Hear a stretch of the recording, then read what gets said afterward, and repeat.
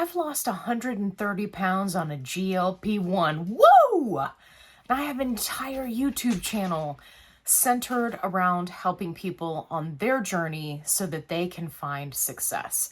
And in today's video, I'm going to be going through rapid fire and answering your questions that you have commented on videos because yes, I read all of your comments. So let's jump into it. Okay, now some of these comments are rather lengthy, so if you see me looking over, I'm just going to be reading them off my screen because I want to make sure that I answer all parts of the questions. Okay, how often do you change your calorie deficit in the tdeecalculator.net site? So if you're not familiar with this site, you can go to tdeecalculator.net and you can plug in all of your info and you're able to get a fairly close estimation on what your calorie deficit should be. It can also give you a breakdown on macros. So if you're trying to get more protein, if you're trying to get less carbs, if you're trying to, do the things, increase your fiber. Are you increasing your fiber?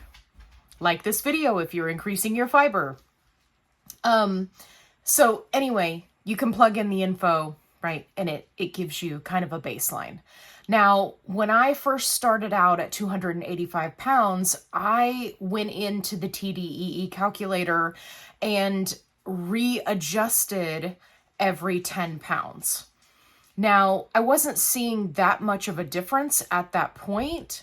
And so then I switched it to every 20 pounds and I started to see more of a difference in the calories at that point. And then after that, I just kind of started hitting big milestone points. So at 50 pounds down, right, at 100 pounds down, at, 120 pounds down, right, kind of like bigger chunks. And again, I was just staying on top of, updating that. Do you have to update it every 10 pounds? No, obviously that was too much for me and too much for my body, but I am 5'5". If you are a shorter individual, you may find that your ratios are different and you need to check it more often. The other thing that I advise people to do, and I have a whole video on how to use this calculator. The other thing I advise people to do is to put in sedentary rather than trying to guesstimate your exercise and using that as a baseline, right? So if you did absolutely nothing, those are the calories you would need, right, in order to be in a deficit. The reason why that is because it doesn't matter the app, it doesn't matter the program, it doesn't matter the Apple Watch or the whatever. It's not going to accurately calculate your exercise. And that can really throw you off when it comes to trying to figure out calories. The dogs are eating, so they're like going back and forth in the background. I'm sorry about that. Okay, I feel like I'm starting to lose the discipline. I've been trading meal calories for snack calories. I haven't gained any weight back, but I'm trying to teach myself healthy eating so I don't go back to what I was doing before. This is really common, and it's not about discipline. And while I personally think that there's a certain amount of discipline, right? I mean, we need to be making good choices. We're also working actively, most of us, against the disease of obesity or a number of other conditions, right? Insert list here. So you need to give yourself a little bit of grace. The other thing is there are a lot of factors at play here. Are you someone who was really strict with your calories, before getting on GLP-1s, and now you're finding that in order to deal with side effects, you're having to do smaller meals, which are looking like snacks, right? So the first and foremost, the fact that you haven't gained any weight tells me you're still doing good. Remember, not gaining weight is a win. And this is a win that so many people forget about, right? They're like, oh, I didn't lose any weight this week, I'm a failure. No. Remember how the days before the GLP-1s where it wasn't about being able to stay at a stable weight. It was about constantly gaining weight. Yeah, I'm here to remind you of those days. So not gaining weight is a win. Now, the other thing you need to keep in mind is there's no reason to beat yourself up. There really isn't. The shame game has never worked to ever help anyone lose weight. So let it go. Every time you have a meal, it is an opportunity. It is an opportunity for you to make a healthy choice. It is an opportunity to make a calorie-dense choice. It is an opportunity to kind of get back to the roots of healthy changes that you've made. Every single meal is that opportunity. There's no more of this, I'm going to start my diet on Monday. There's no more of this, I'm going to enjoy my weekend and pig out and then start my diet on Monday. We're not doing that anymore. We don't have to. Each meal is your opportunity. Seize the opportunity. I know this one is going to hit home for a lot of people. Is anyone else keeping their journey private from close family and friends? My husband and my son know, but pretty much anyone else doesn't have any idea. This person also has a very judgmental parent who comments on everything they eat, and so they're not looking to fuel that fire. Listen, you don't owe anyone any explanation for what you do with your body, right? It's your health choice. It's between you and your doctor. Now, do I personally recommend, as your GLP1 friend, that you may want to tell people in your household in case something happens, right, and you need support? Yeah, if you can, sure, if you have somebody that's supportive. But in the case of outside the home peeps, you don't owe them anything. Your coworkers, your friends, your family members, your extended family members, Billy Bob Josh Kebab, who sees you walking out to the mailbox and he's like, oh, girl, you lost so much weight. What's happening? Are you on one of them weight loss shots? You don't owe anyone an explanation. So don't feel like you have to tell them, especially if it would not be good for your mental health to have to defend yourself, right? Because you've only got one or two options. You can either ignore them, cut them out of your life completely, or pick a fight. So if those options don't sound fun to you, just don't tell them. This one was really interesting.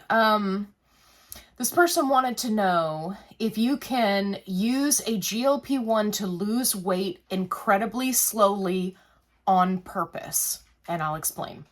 So what they're referring to is lose 20 pounds, then stop the medication, learn to live at that weight without the medication, and then maybe a few months later, take it again to lose another 10 to 20 pounds and continue that cycle until they reach their goal weight. Here's the thing. This is not going to work for the majority of people for a number of reasons. One, there are people who do not have success at the lowest doses. So if you're only taking it until you've lost about 20 pounds, if you're on tirzepatide, I mean, that could be in the first 2 or 3 months. So it's, there's that.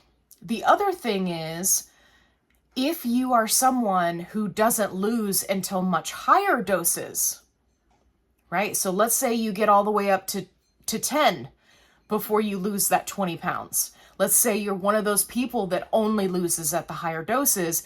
If you then hop off and then a couple months later try again, that only works for about 50% of people, and I don't have any data on why that is. It is literally a roll of the dice, a flip of the coin, if you are going to be one of the people that can come off of a GLP-1 and then months later start back over from scratch and have the same or better success. There are many people who get back on a GLP-1 and then they're just able to stabilize their weight but they don't lose any more weight. And again, I don't have any data to back this up, but it's very challenging. So if you are one of those people that does not have the disease of obesity, you don't have any other factors, you don't have hormonal issues because you've had 3 kids or, whatever the case may be, you don't have hormonal issues from XYZ, right? If you don't have anything else, you just happen to be overweight, you could potentially lose the 20 pounds, keep it off, and then roll the dice to see if you're one of the 50% that can get back on it and continue to lose weight. The first thing that's probably going to happen is that within the first month of being off of a GLP-1, it is likely that the inflammation and water weight that you lose in the beginning is going to come back. It's not 100% guaranteed, but it does happen to a lot of people. So that can kind of skew your results as well. If it was me and I wasn't sure if I had the disease of obesity or any other comorbidity or reason why I needed a GLP-1 other than being overweight, if I wasn't sure, I would not play these dosage games. That's just me. That is someone speaking to you from the heart, from going from 285 pounds, 130 pounds down. I would not play that game. I would not want to deal with the heartache and the stress of trying to figure out, am I going to be able to get back on this and be successful? Many people are forced into that position because of insurance. I don't think that you really want to do that to yourself on purpose. Okay, this next question came off of one of my most recent videos, the 15 milligram Mounjaro update. And this person wanted to know, why are you thinking to stay on 15 for a long time if you are about to reach your target weight? So just stopping there at the first part of the question, I don't have a target weight yet. I don't know. Right now, I am currently working to get into a normal weight and not be classified as overweight, which is where I fall right now. I still fall in the overweight category. So my goal is to get down into the normal weight category, again, which is based off of BMI, which is garbage. But right, this is kind of where I've set the marker for now, because I don't have a target weight. Now, will I have one eventually? Possibly, but right now I'm trying to not put too much pressure on myself because my focus is building muscle at this point in the game. So why do I want to stay on 15 for a long time? Because it's awesome, right? The number or the dosage really doesn't matter, other than my hope is that it will continue to provide me the appetite suppression and satiety, increased satiety that it does currently. I think that's kind of where this person's question was going. So, yeah. Have you decided on what you're going to do for maintenance? Now, there are a lot of different directions that I can go. And a lot of it is really going to depend on how I do on 15. If I continue to lose weight, then I may want to consider coming down in dose, right? Titrating down so that the weight loss stops so that I can maintain. If I don't, if I just reach my target and then stop losing weight, I can just stay on 15. There's nothing wrong with that. And I just want to reiterate that for people who are thinking about maintenance and what that means for them. There is no one size fits all. If you are on a dose, no matter what the dose is, and you hit maintenance and you are continuing to lose weight and you don't want to, you may want to consider coming down in dose. You may want to consider spacing out your shots. That works for some people. It doesn't work for other people. So it's not a one size fits all. When it comes to maintenance, there's a lot of trial and error. And you just have to be open to that to try to figure out what you're going to do. So do I have a plan for maintenance? My plan for maintenance is to maintain. This question was off of one of my NAD plus videos, and if you're curious about what is NAD, definitely go check out that little mini series that I did. There's 2 videos on NAD to tell you all about it and then tell you my experience about it. So glad to see you're doing great. Could you please tell us your starting dose of NAD plus? It was 10 milligrams. Did you increase your dosage of NAD? Yes. Thank you for all you do. You're very welcome. So yes, I started out, and I explained in the video, I started out at a microdose, which is a dosage that is lower than what is normally prescribed, right, by a doctor. I got that approved by my doctor and would encourage you to do the same thing. The thing with peptides is, you know, for the most part, we are used to dealing with things in terms of semaglutide or tirzepatide, or right, and there's like this set dosing schedule. But there is so much that we are still learning every day about where should we start, how quickly we should titrate up. And so it was important to me as the patient to start very, very low, right? Lower than the average person at the recommended amount, to see, am I going to have side effects? How does it make me feel? Do I feel great? Because if I feel great, there's no reason to take a bigger dose, right? But these are all things that you want to work out with your doctor, right? Because I ain't a doctor. This one came from the support group. It says, I've been on Zepbound for 1 year. My insurance is putting me on a 6-month break. I've been off for about 2 weeks now. I'm gaining back. The food noise is horrible, and I don't know what to do. I'd keep telling myself that I can do this, but I'm never going to be able to stick to it. I need help. First and foremost, your insurance company should not be telling you to take a 6-month break from Mounjaro. I'm sorry, Zepbound. Right? We're treating the disease of obesity. It's a disease. If you take blood pressure meds and your blood pressure comes down, the doctor doesn't go, okay, good job. Way to go, buddy. Way to go. High five. High five. Okay, we're going to take you off the blood pressure meds now, right? Because guess what happens? Blood pressure goes right back up.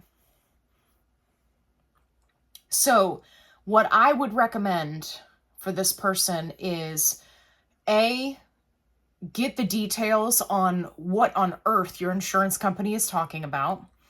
B, get with Claimable. Okay, use code FitFlavorFun to save money.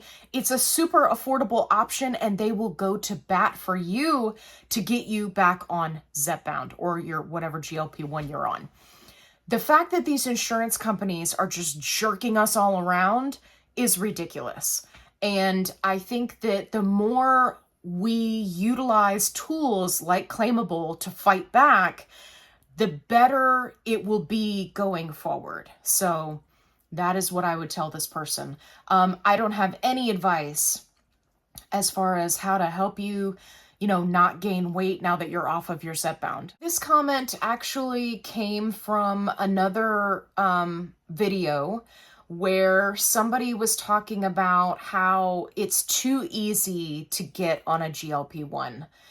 And this person said, I think it should be mandatory for 6 months of working out and working with a dietitian before GLP-1s should ever be considered. My mom found a shady doctor to prescribe her GLP-1 when she was underweight.